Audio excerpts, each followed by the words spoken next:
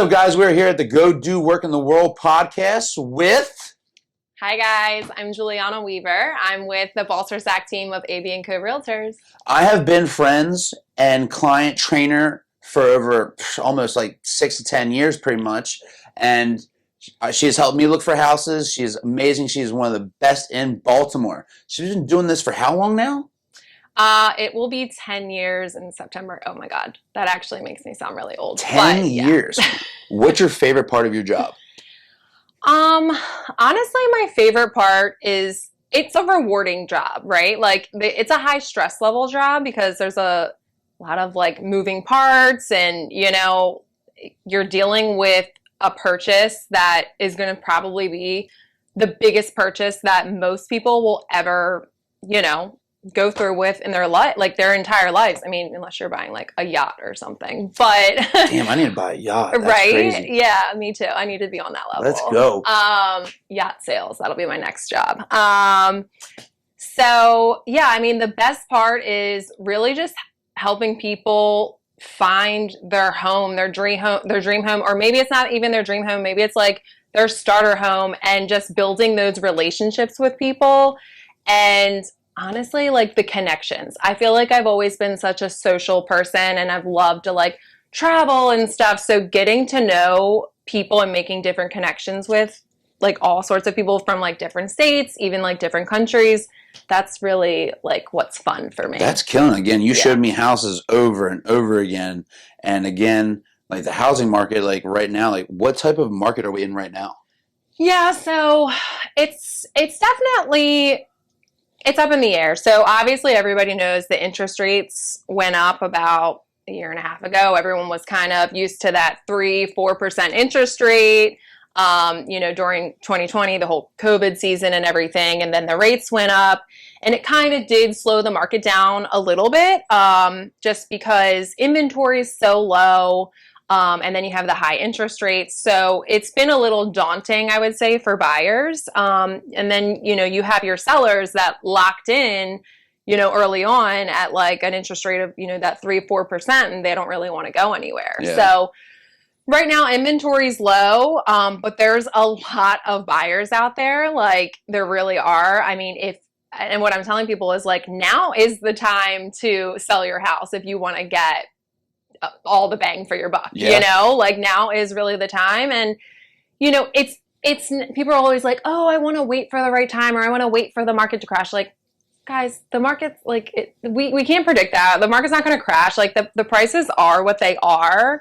And, you know, I told my buyers like, look, like the time is right when it's ready in your life. Don't like wait for this like specific time in the market. Like, when you're ready to move and like need a bigger house or whatever your life situation may be, like that's when the right time to buy is.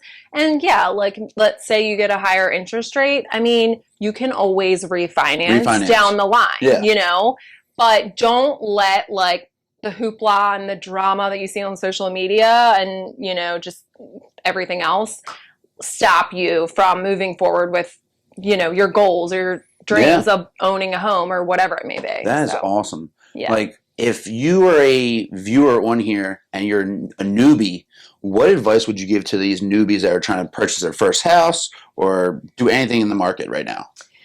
I would just say, you know, again, like just don't let all the talk and the naysayers stop you. Okay. Like that's really the biggest thing. And finding, you know, people that like, you know, an agent, a realtor, or there's a lot of different people within the process, you know, lenders, title companies, all that stuff. But finding a good team of people that know what they're doing, they're experienced, and can kind of guide you in the right direction is the biggest key. Like having a good team behind you that's really push you to the right way, right path of getting that house. Exactly. Really, really big. Like since you've been doing this for such a long time, what made you get started in this business? Ooh. So, I mean, I've always worked and been a hustler, like, since I was young. I had a job at 14. Like, I was always grinding. And then I got my, like, associate's degree. Okay. And I was like, all right, I have a decision to make. Like, do I want to like start making some money and just jump into the real world, or am I going to like continue to go to school? And I was just like, I school was never really my thing, to be honest. Like, I was never like the most like academic, like I went to school for sports, and that's the only reason why I got my 4-year degree is because it kept me playing right. sports. That's and it. to each their own. Like, if that's the path you choose, great. But for me, I never really also grew up in a household, like I had a single mom. Like I didn't have a lot of guidance. So I kind of was always just focused on like making my own money. Work. Independent, be a badass, sell some fucking shit, and let's keep Exactly. going. Like, let's go. So I was just like, okay, like I was in my early 20s.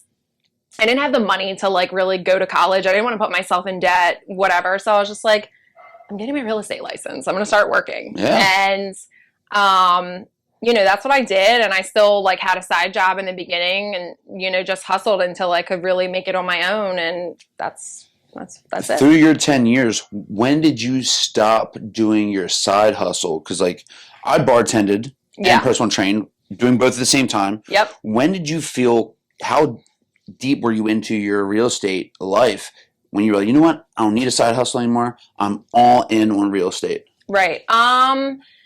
So I got my license September of 2013. Yeah. I would say I probably like 2 years after, like 2 to 3 years after I got. That's awesome. Yeah. Because I was doing the same bartending, serving, like getting that money, that easy cash, Yep. That's what. So, and then I finally got to a place where I was like, okay, I feel comfortable just focusing strictly on my job and dedicating all my time. Because that's the other thing too. A lot of people get into real estate and like they see the glamorous side. Everything was selling, like sunset, all this like stuff. Easy money. Oh my God. And it's this people glamour, just knocking on your door like, hey, like come help me sell this house. And you're gonna just sell all these like multi-million-dollar properties, like all the shit. And it doesn't work like that. Like, you have to put a lot of hard work and effort into being a realtor. You really do. And of course, it depends on where you're at in life. I mean, I came into it very young, so I wasn't sometimes taken as seriously by a lot of people that saw, like, what is this young girl? Like, she's going to sell me a house. Okay. But, so I kind of had to prove myself in the industry, but, it takes time. It took me, hard work to get where I'm at, and I still like work at it every single day. Yeah. There's still it's a craft. I still have room to grow. And do bigger and better things in the industry, and that's kind of like you're crushing it. Like you've won awards, like throughout all of your 10 years and just being a badass, pretty much. What is your least favorite part of being a realtor? Ooh, okay. My least favorite part, I mean, again, like I mentioned earlier, it's a high stress level job. Like, again, you're dealing with people's funds. Like, this is a huge purchase. You're dealing with a lot of personalities. It's not just you and the client. It's you and the lender, you and the title company, you and the inspectors, the contractors, whatever. There's a lot of moving parts. So it can be stressful. And also, I would say sometimes you really have to like weed out the serious people versus the people. Well, I'll give you an example. I can't wait for the story. Give it to me. Well, being a woman in the industry too is sometimes I have to decipher when men approach me and they'll come at me with like, I'm trying to do this. I want to buy this, and it's like, they're just trying to date me. They're just trying to talk to you. Yeah. I see on Solid Sunset, these millionaires come up to these girls and they're just like, I'm trying to buy a house, and they just don't even focus on the house. They don't even care about the kitchen. They're just like, you have nice legs. What are you doing this weekend? Yeah, like they have no intention of to even buying. Just wasting your time. Exactly. So, and I've learned like over the years, like how to, I can, sniff them out easily. But